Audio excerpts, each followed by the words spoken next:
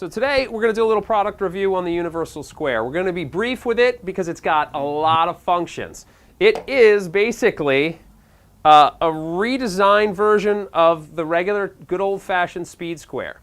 The reason why I like this a little better these days is because if I'm doing framing, it makes things quicker for me. It does some simple tasks just like this. So I want to mark an intersecting wall on a 2x4 plate.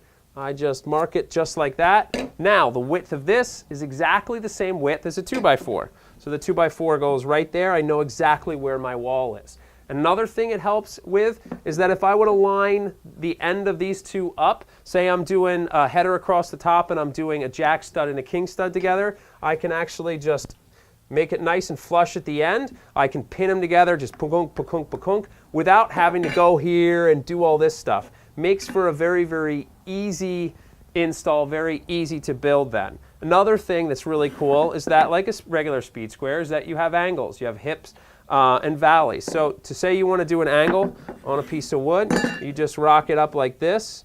Say there's 65 degrees. There's 65 degrees. I just line it up right here. I make my mark, and there's my angle there. So it's good in that sense as well.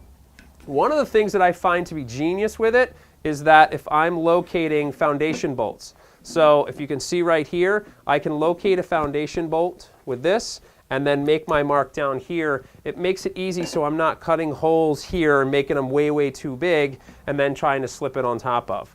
And man, there's a lot that this does. I'm actually going out of breath. Another great thing is, say this is my foundation wall here and it's the corner.